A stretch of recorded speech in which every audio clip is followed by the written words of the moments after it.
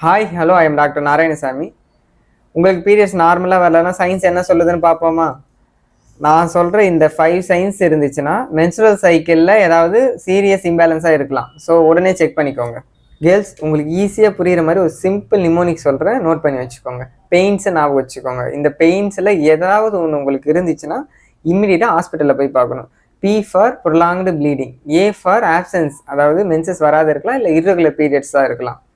I for intense cramp, அதாவது menses அப்போ severe pain வந்தாலோ.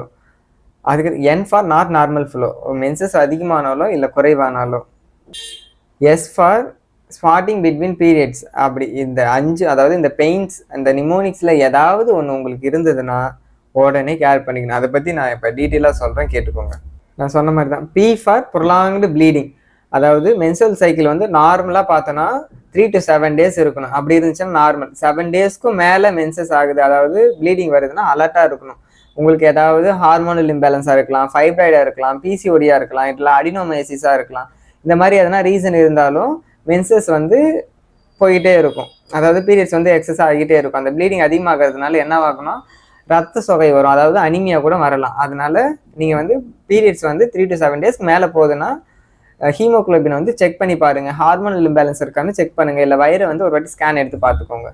Next A for options are irregular periods, அதாவது உங்களுக்கு வந்து 2 இல்லை 3 மாதங்கள் வந்து மாதவிடாய் ஸ்கிப் ஆகுது அப்படின்னா என்னென்ன ரீசனாக இருக்கலாம் அப்படின்னா, டியூ டு பிசிஓஎஸ் ஆர் பிசிஓடியாக இருக்கலாம், ஹை ப்ரொலாக்டின் லெவலாக இருக்கலாம், தைராய்டு இஷ்யூஸாக இருக்கலாம், இல்லை அடினோமைசிஸாக இருக்கலாம், இல்லை வெயிட் லாஸ் இஷ்யூஸ். இந்த மாதிரி மெனி காரணங்கள் இருக்குது.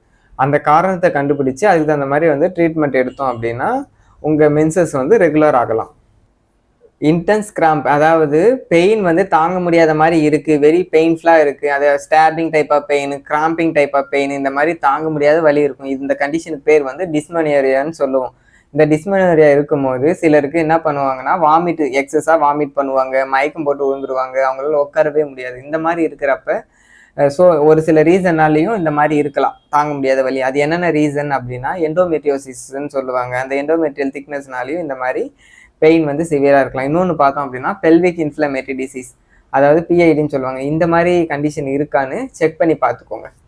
N for not normal flow, சிலருக்கு வந்து மாதவிடாய் அதிகமாக போனாலோ இல்லை மாதவிடாய் வந்து குறைவாக போனாலோ அது வந்து ஒரு ப்ராப்ளமாக இருக்கலாம். ஒரு சிலருக்கு வந்து மென்சஸ் வந்து அதாவது எக்ஸஸாக போகிறப்ப ஒரு 1 to 2 ஹவர்ஸ்லேயே 1 பேட் சோக் ஆகுது அப்படின்னா அது வந்து அப்நார்மல் ஃப்ளோவாக இருக்கலாம்.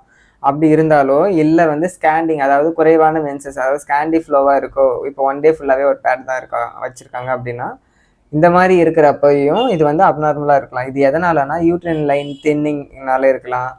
சிலருக்கு வந்து இது வந்து அப்நார்மல் யூட்ரைன் ப்ளீடிங்காக கூட இருக்கலாம். அந்த ஹெவி மென்சஸ் ப்ளீடிங் வருது அப்படின்னா அது என்னன்னு நம்ம வந்து செக் பண்ணி பார்த்துக்கிறது ரொம்ப நல்லது. S for spotting between the periods, அதாவது இன்ட்ராமென்சுரல் ப்ளீடிங் சொல்லுவாங்க. இது வந்து இந்த மாதிரி இருக்குன்னா முக்கியமாக கவனிக்கணும். அந்த மென்சஸ்க்கு இடையில ப்ளீடிங் வருதுன்னா பிசிஓடியாக இருக்கலாம், பிசிஓஎஸ்ஸாக இருக்கலாம், ஃபைப்ராய்டாக இருக்கலாம், இயர்லி ப்ரெக்னன்சியாக இருக்கலாம், ஹார்மோனல் இம்பேலன்ஸாக இருக்கலாம், இல்லை பாலிப்பாக இருக்கலாம், ரேர் கேசஸில் செர்விக்கல் கேன்சராக கூட இருக்கலாம். கேர்ள்ஸ், இங்கே நான் சொன்ன அந்த பெயின் சிம்டம்ஸ்லாம் இதில் ஏதாவது ஒன்று உங்களுக்கு இருந்துச்சுன்னா ப்ளீஸ் இக்னோர் பண்ணாதீங்க.